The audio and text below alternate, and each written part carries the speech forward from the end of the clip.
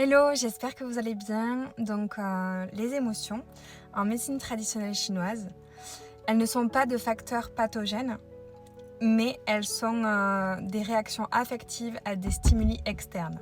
La médecine chinoise considère les émotions comme des éléments dynamisants de la vitalité.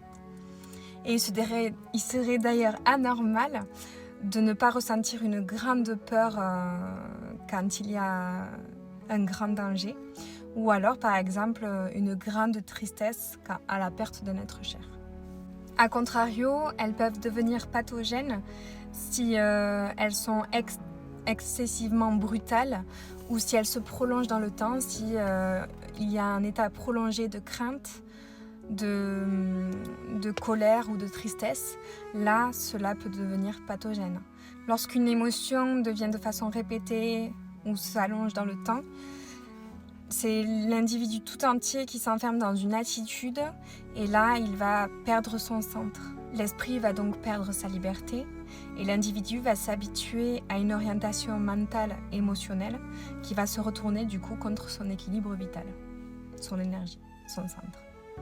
L'excès d'un comportement émotionnel au même titre que l'excès d'un comportement alimentaire ou physique peut à la longue donc déstabiliser l'équilibre énergétique global.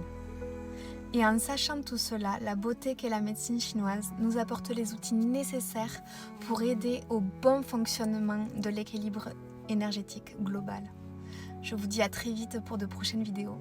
J'ai hâte. Merci beaucoup et bonne soirée.